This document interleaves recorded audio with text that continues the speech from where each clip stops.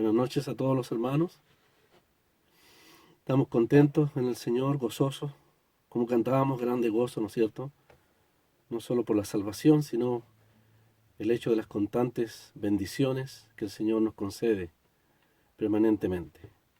Y una de ellas es poder juntarnos, o más bien dicho, conectarnos en esta instancia especial para considerar su palabra. Cada vez vamos entrando en aguas profundas.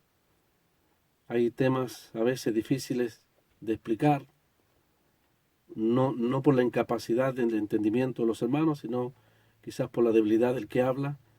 También hay temas difíciles de entender, pero tenemos, gracias a Dios, al gran Maestro, Divino Maestro, que es el Espíritu Santo, quien nos ilumina respecto al conocimiento de la verdad. Si hay cosas que no las entendemos, en algún momento el Señor nos las podrá hacer entender. Y como se ha orado, ponerlas en práctica, que es lo importante. Estamos entonces avanzando con la ayuda del Señor ahí en la carta a los Filipenses, y ya vamos en el capítulo 3. La idea es ir avanzando en esta ocasión, algunos versículos más, y si bien es cierto, quizás no sea un mensaje de exhortación, un mensaje más de, como digo, exhortación, quizás tengamos que remitirnos a un verdadero estudio, considerar algunos términos, como he dicho, difíciles de explicar, a veces de entender, pero que son necesarios. El apóstol aquí entra en este precioso tema, fundamental tema, de lo que significa nuestra meta en Cristo.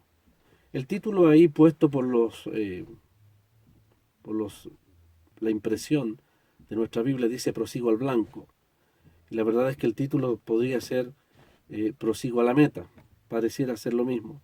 Pero hay una meta, que aquí en este caso es una persona. Y la persona es el Señor Jesús, nuestro Salvador. Así que vamos a leer el verso 1 del capítulo 3. Dice: por lo demás, hermanos, gozaos en el Señor. A mí no me es molesto el escribiros las mismas cosas, y para vosotros es seguro. Guardaos de los perros, guardaos de los malos obreros, guardaos de los mutiladores del cuerpo, porque nosotros somos la circuncisión, los que en espíritu servimos a Dios, y nos gloriamos en Cristo Jesús, no teniendo confianza en la carne, aunque yo tengo también de qué confiar en la carne. Si alguno piensa que tiene de qué confiar en la carne, yo más. Circuncidado al 8º día, del linaje de Israel, de la tribu de Benjamín, hebreo de hebreos, en cuanto a la ley, fariseo, en cuanto a celo, perseguidor de la iglesia, en cuanto a la justicia, que es en la ley, irreprensible. Pero cuántas cosas eran para mí ganancia, las he estimado como pérdida por amor de Cristo. Y ciertamente aún estimo todas las cosas como pérdida por la excelencia del conocimiento de Cristo Jesús, mi Señor, por amor del cual lo he perdido todo y lo tengo por basura, para ganar a Cristo y ser hallado en Él, no teniendo mi propia justicia, que es por la ley, sino la que es por la fe de Cristo, la justicia que es de Dios por la fe. Y el último verso dice: a fin de conocerle y el poder de su resurrección y la participación de sus padecimientos, llegando a ser semejante a él en su muerte. O bien puede traducirse: siendo conformado a su muerte. Hasta aquí nomás la palabra del Señor. Ahí creo, hermanos, que toda esta porción expresa, define lo que es en este capítulo 3 la gran meta del apóstol. Capítulo 1, vivir para Cristo. En el capítulo 2 hemos visto el sentir de Cristo, conformarnos al sentir de Cristo.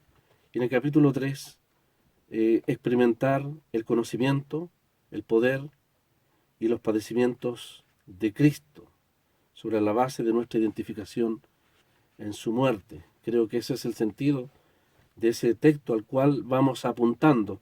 Si Pablo tenía una meta, un blanco, nosotros también vamos apuntando hacia allá. El Espíritu Santo nos va llevando paso a paso hacia a esa gran meta, demostrándonos así que la fe cristiana no es un conjunto de ideas, de conceptos teológicos a los cuales hemos abrazado, asentimos mentalmente, sino que el cristianismo expresa intrínsecamente, profundamente la relación con una persona, una bendita persona. Esa persona que el mismo Pablo que escribe esta carta conoció de manera real, poderosa, impactante ahí en el camino a Damasco, a quien le reconoció como el Señor Jesús. Por lo tanto, desde aquel día, esa ha sido la meta, la cual nunca está ausente de obstáculos, pero Pablo tiene ese propósito.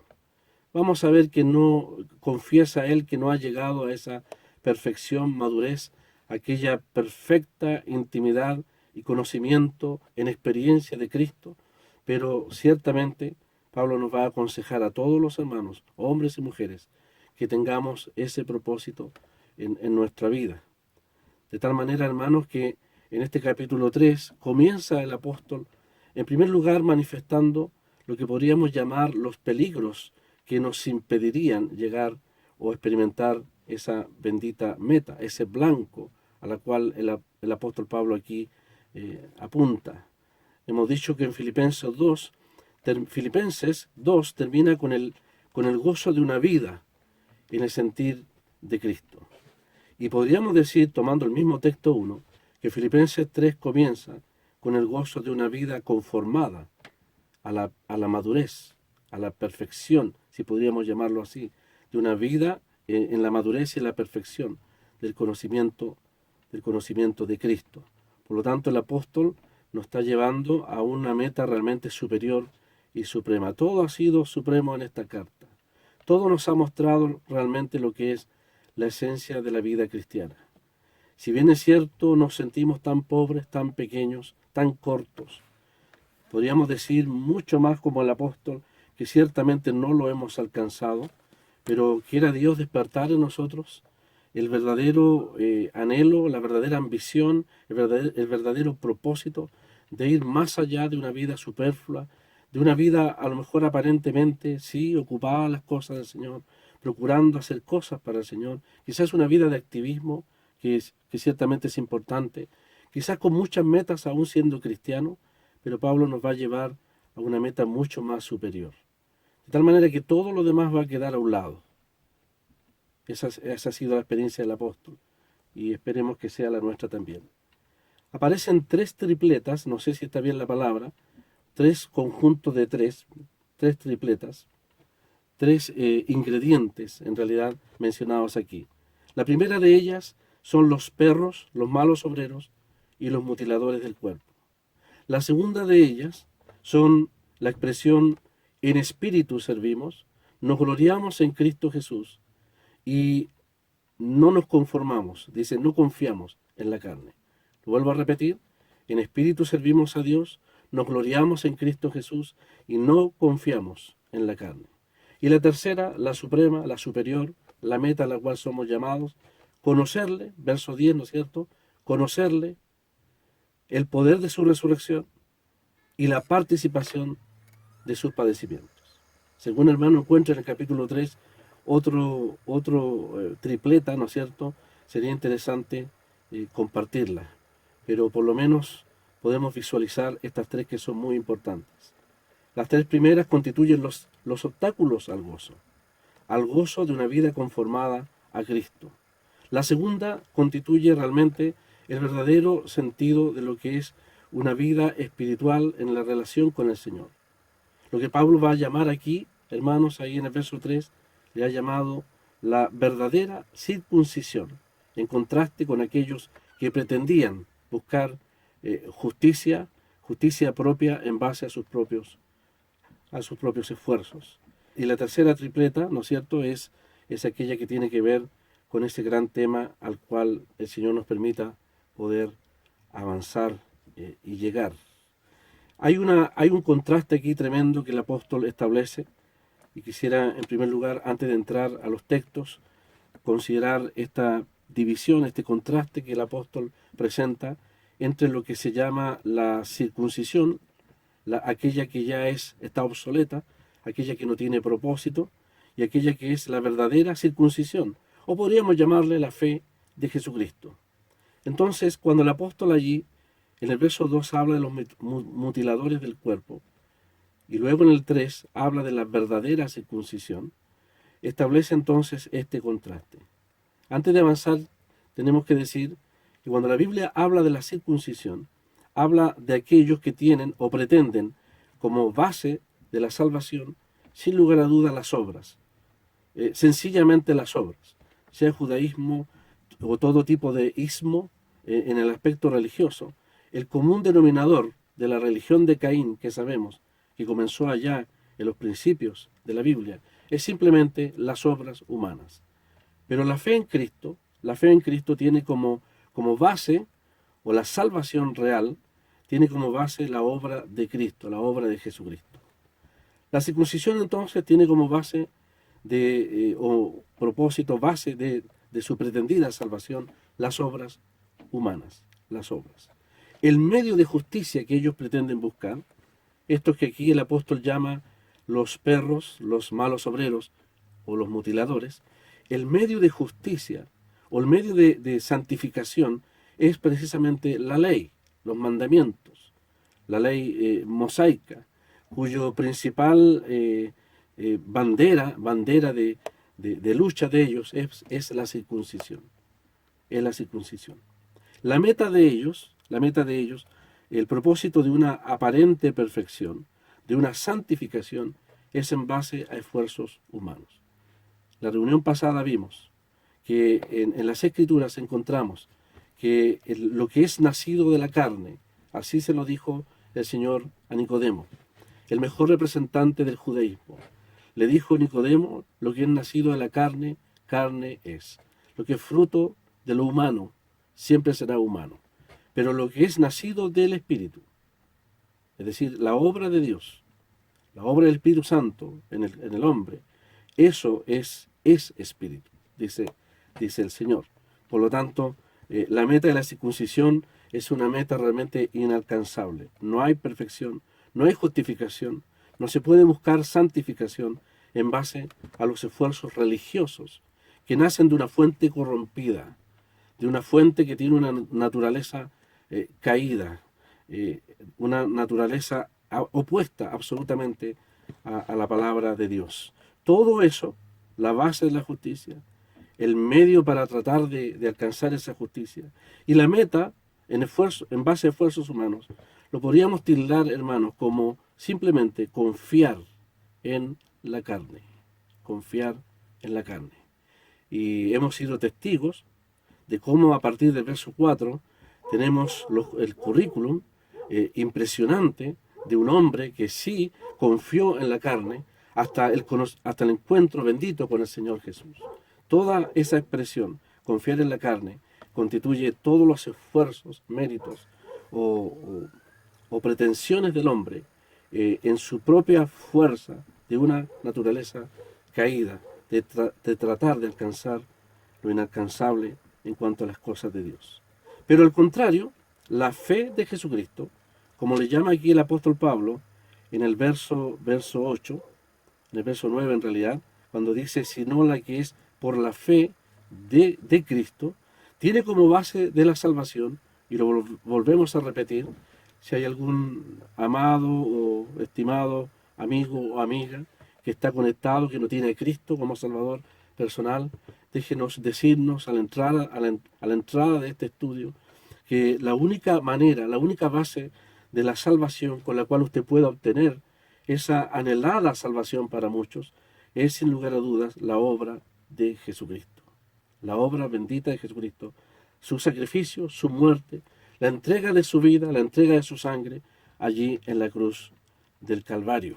Y el medio de esa justicia, la manera en que usted puede adquirirla, es precisamente mediante la fe en Jesucristo, nos dice allí la palabra de Dios. Es el medio por el cual el hombre, la mujer, puede recibir el mensaje, el bendito regalo de la vida eterna, el perdón eterno de los pecados, Y mucho más, mucho más. Tenemos que decir que aquellos que ponen la fe en Jesucristo experimentan un milagro extraordinario, experimentan el milagro del nuevo nacimiento, es hecho nueva criatura. El que está en Cristo, dice la palabra, todas las cosas pasaron y aquí todas son hechas nuevas. Por lo tanto, cuando el pecador, quien quiera que sea, se arrepiente, poniendo una genuina, verdadera fe, confiando plenamente en el valor infinito de esa sangre, de esa vida, de ese Salvador entregado por usted y por mí en el Calvario. Cuando eso sucede, Dios hace un milagro grandioso. Dios pone nueva vida. Dios hace una nueva criatura, un nuevo hombre, una nueva mujer. Y podríamos adelantar, amigos, que sobre esa base que Dios va a relacionarse con aquellos que se convierten a Cristo. Y no sobre la base de los pobres esfuerzos humanos, no sobre la base de la vida pasada, lo que podríamos llamar la carne, lo que éramos en Adán. En estos momentos puede ser que conectados estén algunos que todavía están en Adán, nunca se han convertido a Cristo. Son parte de Adán, de una raza caída, espiritualmente hablando, condenada a eterna condenación. Pero el día bendito en que muchos de nosotros nos convertimos al Señor, Dios nos sacó de Adán y nos puso en Cristo. Porque cuando Cristo murió, no solamente murió por mis pecados, amigo, amiga, y también los creyentes. Cuando Cristo murió, Él no solamente murió por mí, Él murió en vez de mí. De tal manera que en la palabra de Dios vemos ese precioso versículo que dice que en Cristo, en él, nuestro viejo hombre, ese viejo Rodolfo, arruinado, miserable, condenado, impotente, incapaz, dice la palabra, vuestro viejo hombre fue crucificado juntamente con él. Nosotros damos gracias infinitas a Dios por el hecho de la cruz, donde el Señor llevó la enorme carga de mis pecados, por los cuales Él pagó el precio que yo no podía pagar. Pero damos gracias al Señor también de que allí Dios trató con el problema más profundo de mi persona, el hecho de mi vieja naturaleza, de mi viejo hombre, condenado irremisiblemente a una esclavitud de la cual jamás podría liberarme. Nuestro viejo hombre, dice la palabra, y cada hermano puede poner su propio nombre allí, fue crucificado juntamente con él. Bendita liberación, bendito hecho, bendito acto de Dios, judicial, en representación nuestra, en la persona de Cristo, para nuestro eterno beneficio, sobre el cual nosotros somos invitados. Ahí, especialmente en la carta a los romanos, somos invitados a apropiarnos por la fe, a tomarlo como un hecho, a considerarlo como algo real, efectivo, algo que Dios ve judicialmente, algo que Dios estima así. Nosotros somos llamados a considerarnos también muertos al pecado, pero vivos para Dios. Estos judaizantes, es decir, estos que tratan de mezclar la gracia con la ley, que tratan de mezclar el mensaje de salvación con los pobres esfuerzos humanos, que tratan de desplazar a Cristo de su gloria y por lo tanto al creyente de su gozo pleno en la persona del Señor, nada saben de estas verdades tan gloriosas que el creyente por iluminación del Espíritu de Dios puede experimentar en su vida. No solamente está al alcance o es un hecho ya real el perdón, la liberación de la culpa de nuestros pecados, sino que hay al alcance del creyente, por débil que sea, por nuevo que sea, hay al alcance del creyente la bendita experiencia de la victoria sobre el pecado.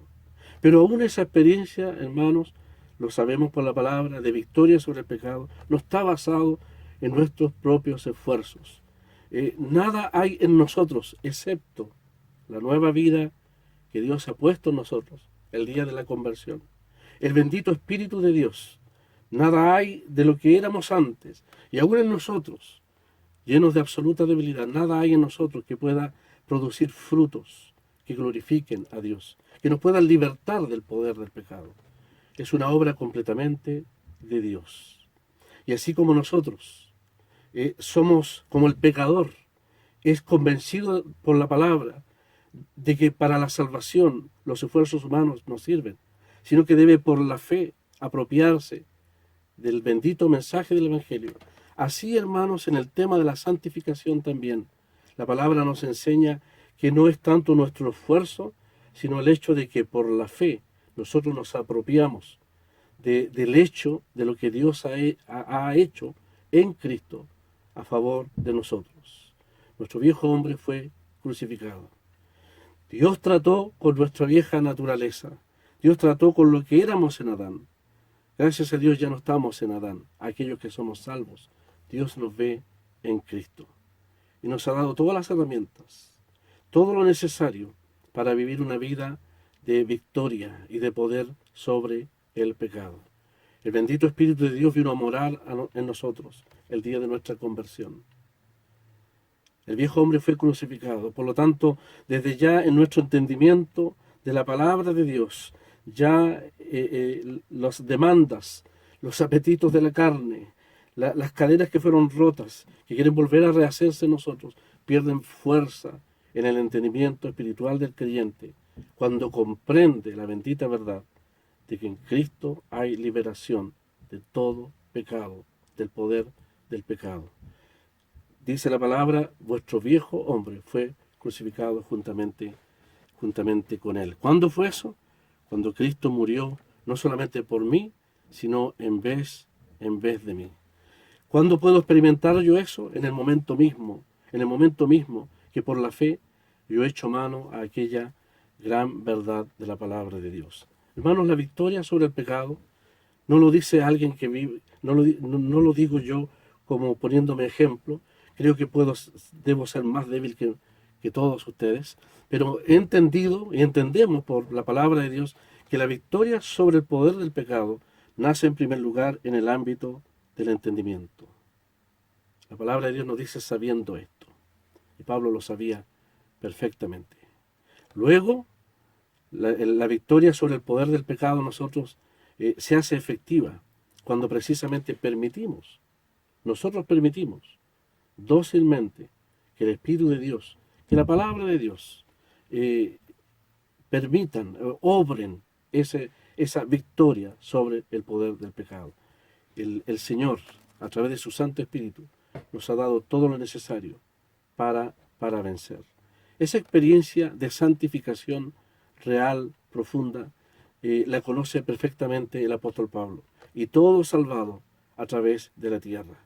Estos hombres, llamados aquí en el verso 2, los perros, los malos obreros, los mutiladores del cuerpo, ellos pretenden buscar santificación, buscar agradar a Dios en base a vanos esfuerzos humanos. Seguramente jamás han experimentado el poder de una nueva vida. No tienen como meta a Cristo, el conocerle, el poder de la nueva vida, lo que Pablo llama aquí el poder de la resurrección, y mucho menos estarían dispuestos a sufrir por Cristo, al identificarse con Él, con su persona, a ser fiel a Él, a su palabra, a manifestar el carácter de Cristo, como una vida que quizás no será nunca comprendida por un mundo que se pierde. Ellos solamente conocen mandamientos, solamente ritos externos, la manifestación externa de ordenanzas. Ellos solamente conocen ritualismo. Por lo tanto, pocos saben de la frescura, de la realidad, de la vida espiritual que fluye en el creyente que deja obrar al Espíritu de Dios en él. Y que tiene como meta el supremo gozo de ser semejante a Cristo. Esa es una meta superior, que jamás en el Antiguo Testamento, ni la ley con todos sus preceptos, ni el judaísmo, lo decimos con mucha pena, ni el judaísmo con todo su esfuerzo religioso hoy en día, jamás podrá experimentar. Ahí están esos hombres sinceros en la sinagoga buscando día tras día, texto tras texto, tratando de buscar conforme a su propia justicia lo inalcanzable, los que están solamente a la mano por la fe en el Señor. Así que, hermanos, hay peligros. Realmente aquí el apóstol presenta verdaderos peligros a ese gozo en el Señor, de ser plenos en el Señor. Y esos tres peligros los muestra aquí el apóstol en el verso 2. Lo repite con una verdadera advertencia, una seria advertencia. Guardaos de los perros, guardaos de los malos obreros, guardaos de los mutiladores del cuerpo. Estas tres definiciones, o más bien dicho, comparaciones que hace el apóstol, se refieren a un mismo grupo de personas. Les hemos llamado los judaizantes, aquellos que quieren mezclar los preceptos de la ley, especialmente la circuncisión, pretenden mezclarlo con la gracia de Dios. Pablo tuvo muchos problemas, los apóstoles tuvieron muchos problemas, ya en los tiempos, muchos años atrás, ahí en Hechos 15, en el libro de los Hechos, capítulo 15, hay una verdadera controversia en cuanto a aquello.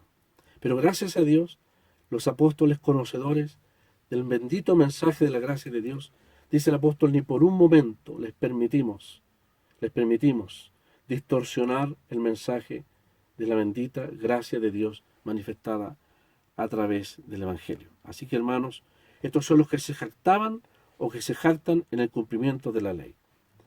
Y el apóstol entonces, pensando y velando por el gozo pleno en el corazón de sus hermanos en Filipos, les advierte de estos peligros. Cada vez que había una iglesia plantada, ahí en Corinto, ahí en Galacia, los judaizantes, como verdaderos perros, buscando una presa que tomar, que robar, trataban de dañar y privar a los creyentes de su libertad en Cristo. No libertinaje para hacer lo que queramos, porque sabemos por la palabra que aquellos que hemos experimentado una salvación tan grande, como respuesta al Señor, no vivimos para el pecado. Al contrario, los que hemos sido objeto de la gracia de Dios, procuramos y anhelamos, en respuesta a ese amor, vivir vidas agradables, vidas de santidad al Señor. Procuramos agradar al Señor.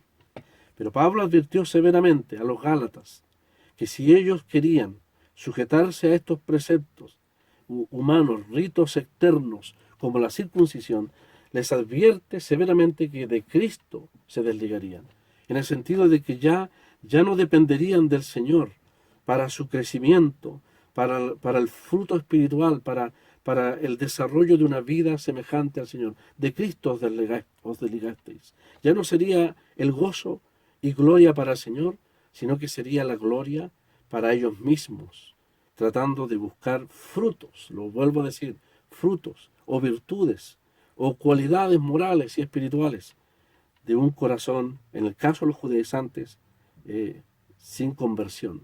Pero qué triste sería, en el caso de los Gálatas, tratar de procurar una santificación lejos de la comunión íntima con el Señor. De la gracia habéis caído. La gracia es la que nos salva. La gracia es la que nos sostiene. Todos los frutos más preciosos, que como creyente podamos depender, de manifestar en dependencia del Espíritu Santo, son una expresión de la gracia de Dios. Por lo tanto, cuando el creyente se somete o se deja esclavizar en preceptos y normas humanas, deja de disfrutar o depender de la gracia para la expresión de esos maravillosos frutos espirituales que el creyente puede expresar en su vida cristiana. Así que son severas advertencias, un severo peligro. Guardaos, por 3 veces lo dice, de los perros. Hemos definido entonces los perros como aquellos que simplemente andan merodeando, buscando a quien arrebatar un trozo de comida. Así podríamos decir que estos verdaderos merodeadores andaban de asamblea tras asamblea, estorbando la preciosa obra del apóstol Pablo, buscando capturar algún desprevenido o alguno que no tuviese claridad y certeza respecto a lo que es la gracia de Dios, a fin de provocar, lamentablemente, un severo daño. Qué bueno, hermanos, que esto es importante, por supuesto, estudiar la palabra de Dios, estar siempre recordando las enseñanzas de la palabra de Dios, sobre todo en cuanto a las benditas doctrinas del Evangelio. Guardaos, dice, de los malos obreros. De alguna manera estos hombres se presentaron como obreros, representantes de Dios, se presentaron, por supuesto, como alguien que tenía algún mensaje, algo que poder compartir, y simplemente pervirtieron y estaban pervirtiendo el mensaje de la gracia de Dios. Hacían obras, hacían cosas que aquí el apóstol Pablo les llama malos obreros, en el sentido de que lo más malo que hacían era precisamente hacer que los creyentes se sujetaran netamente a, a ritos externos, perdiendo lo que es la verdadera realidad de lo espiritual, lo externo y no lo espiritual, la real obra de Dios. De tal manera que para ellos, estos judaizantes, más importante era sujetarse a normas humanas, religiosas, que lo que es la expresión interna del corazón hacia afuera como fruto de una obra realmente de Dios. Y de una manera más severa y despectiva, en el buen sentido de la palabra, el apóstol le llama los mutiladores del cuerpo. Así de simple. El apóstol le quita todo el carácter que la circuncisión tuvo en aquel entonces. Eso ya se perdió completamente. Es un término despectivo que usa el apóstol Pablo para hacerles ver lo absurdo, lo vano, que significaría para los filipenses someterse a la circuncisión. Sería simplemente una mutilación del cuerpo. Porque finalmente sabemos por la palabra de Dios que Cristo es la única, así lo va a decir el apóstol, es la única y verdadera circuncisión. En cuanto a la experiencia cristiana, Pablo va a decir, nosotros somos la circuncisión.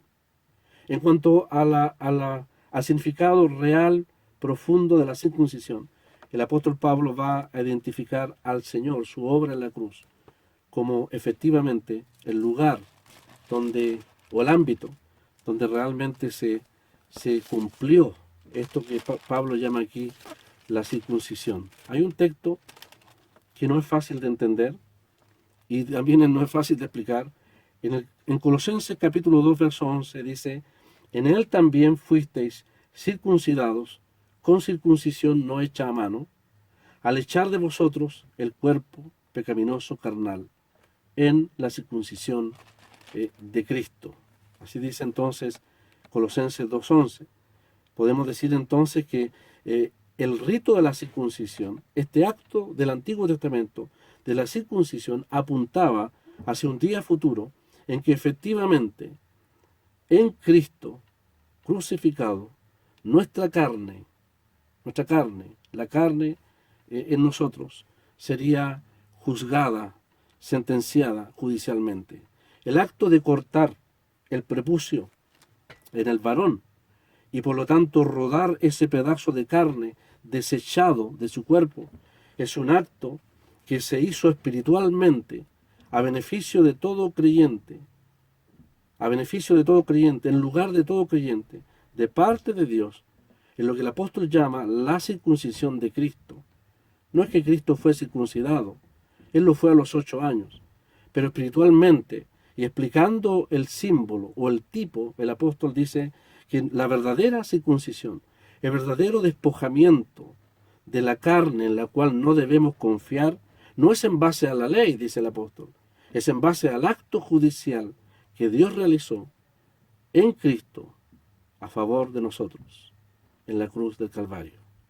Por lo tanto, no necesitamos circuncidarnos para despojarnos de aquello que pudiese ser una ofensa a Dios, de nuestra naturaleza caída, sino que Dios ya lo hizo en la cruz del Calvario. Por lo tanto, nosotros debemos tomar ese acto por la fe y considerarlo como un hecho de parte de Dios. En cuanto a la salvación, Dios apela a la fe. En cuanto a la santificación, Dios apela también a la fe. Por eso el apóstol Pablo no tiene duda en usar palabras tan hermosas como, hermanos, dice, ahí en Romanos 6 precisamente dice, consideraos. Tómalo como un hecho, dice. Asúmelo como tal. Cuenta que es así, porque Dios lo ha hecho. Si en la estimación de Dios es así, y si la muerte de Cristo en la cruz del Calvario fue el ámbito, fue la instancia, donde no solamente mis pecados, Cristo pagó por mis pecados, no solamente donde el pecado, como el mal mismo del universo, Cristo fue hecho pecado, sino que fue la instancia donde también el viejo hombre, la carne, esta naturaleza caída que todavía tenemos, fue crucificada, fue juzgada. Eso el apóstol le llama la verdadera circuncisión. Ahí está el cumplimiento real de la palabra de Dios. Lo que en símbolo estaba en el Antiguo Testamento, es un hecho a partir de la muerte de Cristo. Lo que se le pidió de una manera ritual a Abraham siglos antes, ahí en el capítulo 17 de Génesis, cuando el Señor le ordena, le manda que se circuncide, en vista de que Abraham, el que recibió las promesas, en un momento de debilidad, de confianza en la carne, junto con su mujer Sara, engendraron un hijo en el poder de la carne, a Ismael. Ustedes conocen muy bien la historia, allí Génesis 16, claramente Abraham y Sara desfallecieron, confiaron en la carne, obraron carnalmente, confiando en sus planes humanos, en sus esfuerzos humanos, y no conforme al tiempo de Dios. Eso es obrar en la carne. Se anticiparon a los propósitos de Dios. Pasaron 13 años, hermanos, desde que fue engendrado o nació Ismael, el fruto de la carne. Y hubo silencio. Y un día aparece el Señor. Es más que el Señor, o más bien dicho, dice la palabra de Jehová. Ahí está el logos divino, la palabra de Jehová. Aparece a Abraham y le dice: yo soy el Dios todo suficiente. Anda delante de mí y sé maduro, sé perfecto, sé maduro. Depende de mí, no de tu carne, le está diciendo implícitamente el Señor. El Señor le confirma sus promesas, porque gracias a Dios las promesas y la salvación no dependen de nuestras obras, sino de la palabra de Dios. Pero luego el Señor le pone una condición. Le dice a Abraham: ya no vas a ser más a Abraham, sino Abraham. Y tu esposa no será más Sarai, sino que será Sara. Es decir, Dios cambia el nombre de ambos.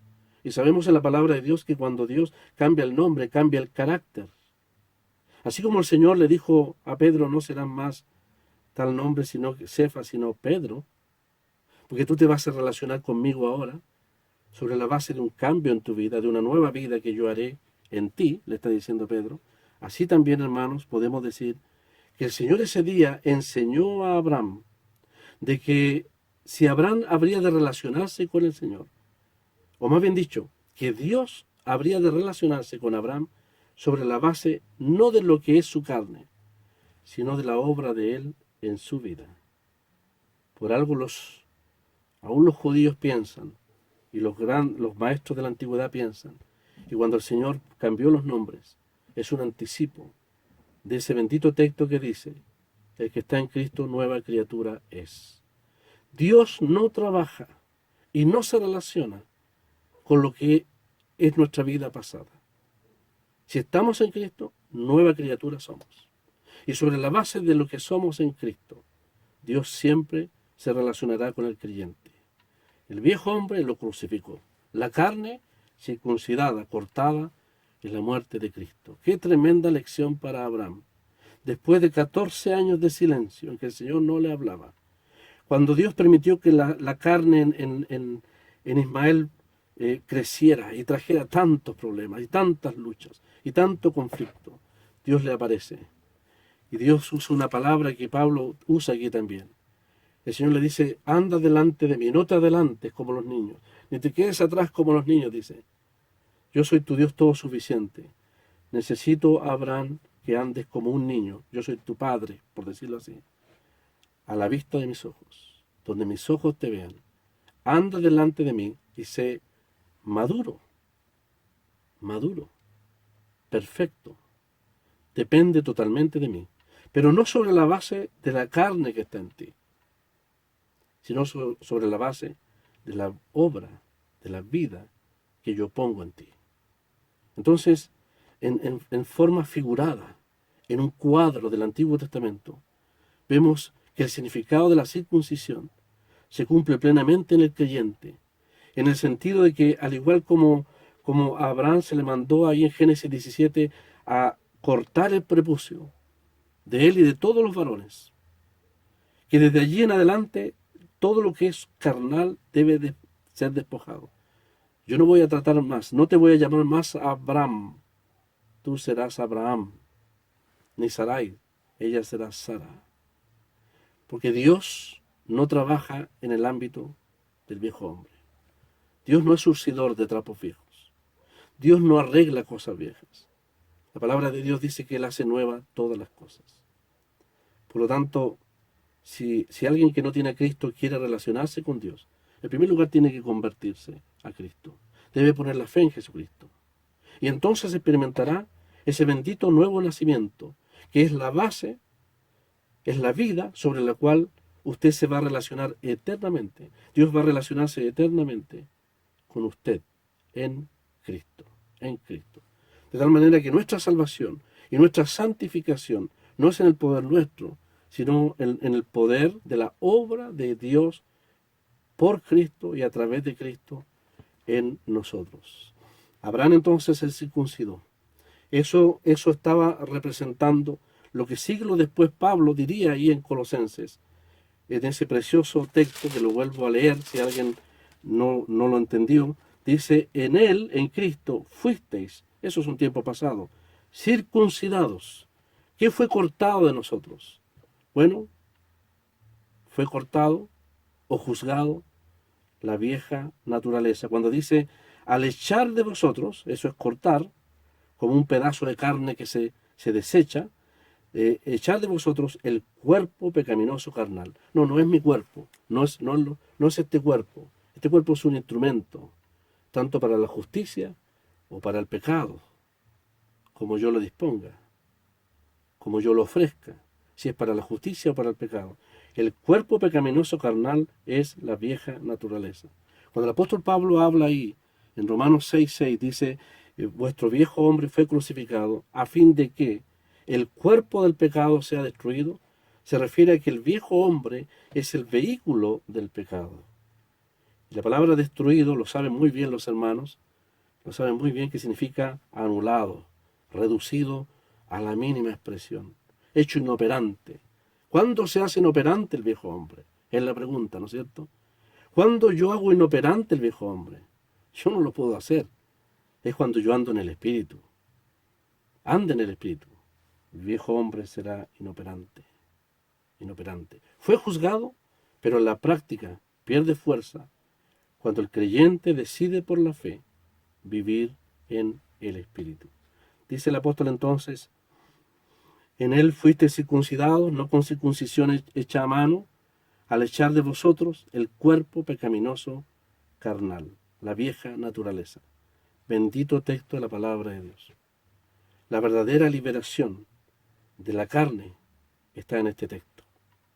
Yo lo asumo por la fe, dejo al Espíritu obrar para que precisamente el viejo hombre, con su naturaleza carnal, no domine, no gobierne ningún ámbito y aspecto de mi vida, sino que sea el Señor el que se manifieste plenamente a través de su Santo Espíritu.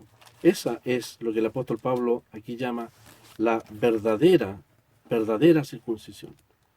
Por eso el verso 3 dice, nosotros. Mire cuán enfático es el apóstol. Hace un contraste absoluto, abismante. Nosotros, dice, los que somos de Cristo, dice, somos la verdadera circuncisión. Dios ha cumplido en nosotros el verdadero propósito de todos aquellos símbolos. De tal manera que ahora son realidades espirituales. Si hay algunos, dice el apóstol allí, que quieren someteros, dice, simplemente serán mutiladores del cuerpo. Eso perdió total valor delante del Señor. Además, Pablo insiste en un hecho fundamental. Dice, y nos gloriamos en Cristo Jesús. Eso es muy importante, porque este capítulo 3, es el capítulo 3 completo, habla de la gloria de Cristo Jesús, como aquel medio de justicia, la base de mi justicia en Cristo y la meta de mi justicia. Esa es la gloria del cristianismo, o más bien dicho, la gloria del cristiano, el supremo gozo del cristiano. Bien han dicho y bien repetimos, el cristianismo no es el conformarse a un conjunto de ideas. El cristianismo es Cristo, es la experiencia de su persona, partiendo sobre la base de la salvación. Es la experiencia de una santificación no en mis esfuerzos, no en esta pobre naturaleza que por virtuosa que sea, pudiese generar frutos para Dios. Eso es la base de lo que Cristo hace en mí y a través de su Santo Espíritu. Él es el medio y es el fin. Cristo es el medio de mi santificación y es el fin de mi santificación. De tal manera que una santificación, una vida pura, una vida intachable, una vida limpia sin Cristo, es una vida absolutamente vacía. Pablo liga el medio, que es Cristo, y la meta de su persona a la bendita experiencia suprema de la santificación. No está apuntando hacia el cielo, hermanos, sino que está apuntando a la experiencia aquí en la tierra. En el cielo nuestra santificación será plena, no hay duda, perfecta. Una eterna experiencia, pero en el cielo nuestro conocimiento de Él será también pleno. Pablo, que desea una vida de santidad, que va a echar mano de lo que Dios ha hecho para potenciar en el poder del Espíritu y en la comunión con Cristo esa vida espiritual, Pablo anhela avanzar más y más y más. Si en cierto modo vamos a llegar, Pablo nos va a plantear la meta. Por otro lado, nos va a dejar un sentimiento de una permanente sed, una permanente insatisfacción, porque nunca, nunca, el Pablo lo va a decir, nunca él va a quedar satisfecho hasta el momento en conocerle cada día más, en una nueva experiencia de poder, en una nueva experiencia de conocimiento de su persona, en una nueva experiencia, si el Señor lo permite así, de sufrimiento por causa de Él. Nosotros entonces, dice el apóstol, somos la verdadera circuncisión. Los que nos gloriamos, dice, nosotros nos gloriamos en Cristo, en Él, nos gloriamos en su persona, no teniendo, y termina el mensaje Pablo diciendo, no teniendo confianza en la carne. Así que hermanos, el verdadero sentido de la santificación es que Dios nos ha circuncidado en Cristo. Nos gloriamos en Él, la base de nuestra salvación y nuestra santificación. Y no tenemos, dice el apóstol, ni debiéramos tener jamás confianza en lo que el apóstol Pablo aquí llama la carne. Todas mis fuentes, todas las virtudes, las cualidades, los frutos más excelentes que se puedan forjar en mí, deben traer gloria al Señor, porque de Él y para Él son todo lo que el cristiano pudiese producir como obra del Señor.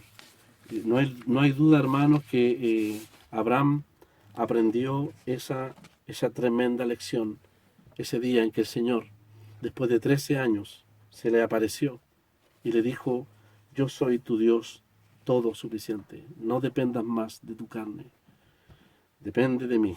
Pero como tú no puedes, le dice el Señor, yo voy a cambiar tu nombre, yo voy a hacer una obra en ti. Madurarás, expresarás frutos, le está diciendo el Señor a Abraham, en la medida que tú te circuncides. Circuncide, dice, el prepucio de tu carne, no más la confianza en la carne. Dios demanda de todos aquellos a los cuales les ha dado vida, que vivamos en la plenitud de una vida en el Espíritu y no confiando en la carne. La madurez y una vida espiritual fructífera, estoy leyendo mis apuntes de muchos años, dice, dependen, en cuanto a Abraham, ¿no es cierto?, dependen de andar en una vida de fe y confianza en el Señor, no obrando en el poder de la carne. Abraham no podía madurar en comunión íntima con el Señor mientras no desconfiara de su propia naturaleza carnal.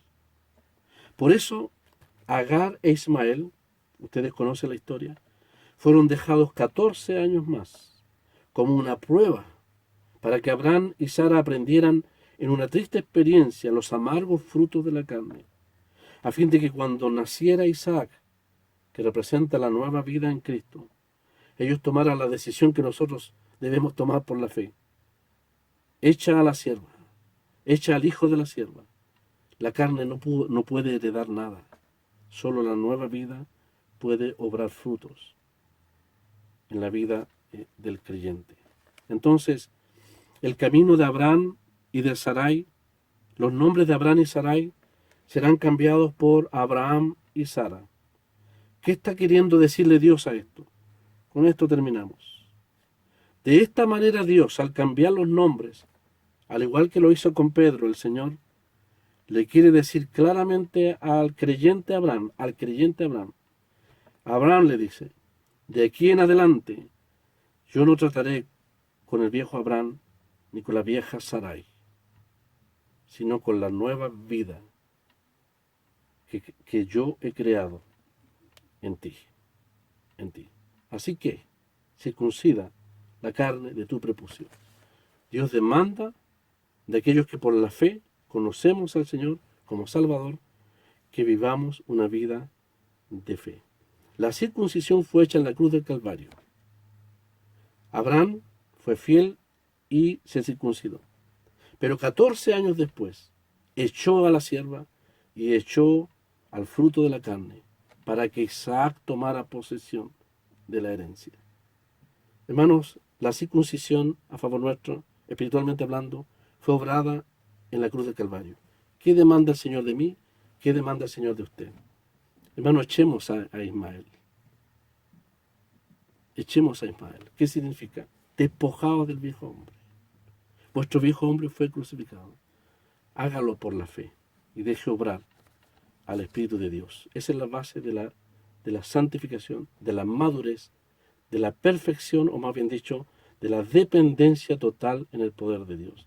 A partir de esta base, entonces, es que Pablo nos va a seguir exhortando para que vamos a aquella meta. Afuera con la carne, vamos a la meta, al premio, al objetivo del supremo llamamiento de Dios en Cristo Jesús. ¿Cuál es ese premio? ¿O cuál es esa meta, ese objetivo? Es la plena comunión, el pleno conocimiento, el pleno disfrute del poder, la plena identificación con Cristo, aún en su sufrimiento. ¡Qué gloriosa meta! Pero recuerde, la carne nos va a impedir avanzar y nos va a quitar el gozo. No solamente la carne en el sentido moral de lo malo, sino la carne en el sentido de la confianza en mí, buscar las fuentes en mí, privar el gozo y la gloria que pertenece a Cristo, de una vida consagrada, santificada, de una vida de frutos para el Señor. Toda la gloria es para el Señor. La gloria de la salvación, la gloria de nuestra santificación y la gloria de nuestra perfección siempre será para el Señor. La religión está fuera de esto. Aquí cabe solamente la bendita experiencia de la comunión con el Señor. Que el Señor bendiga su palabra. Ved que acercándose el día va, el que el Señor en su gloria vendrá a recoger en su alfolí lo que sembramos en tanto aquí. Él su fruto recogerá, si su fruto recogerá.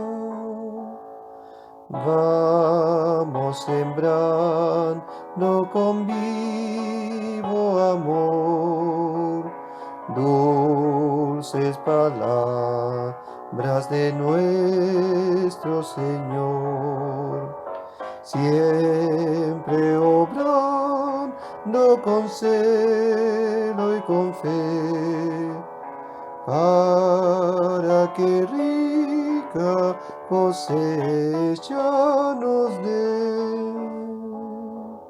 Entre zarzales podrá caer cierta semilla y no florecer, mas al Señor a cegar vendrá y su buen fruto recogerá. Él su fruto recogerá, si su fruto recogerá.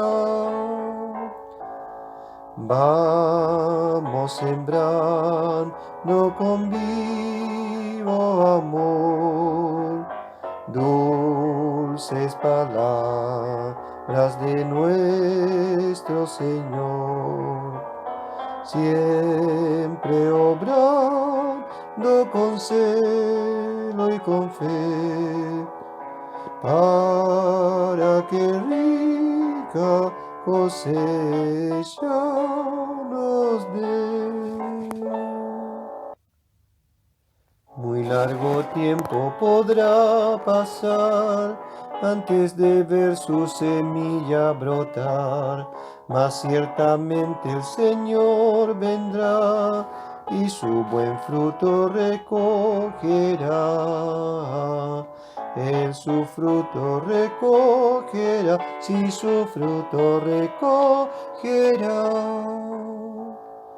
Vamos sembrando con vivo amor dulces palabras de nuestro Señor, siempre obrando con celo y con fe, para que rica cosecha nos dé.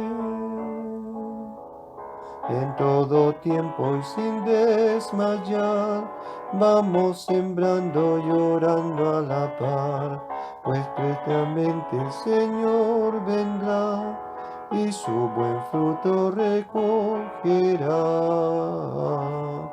En su fruto recogerá, y su fruto recogerá.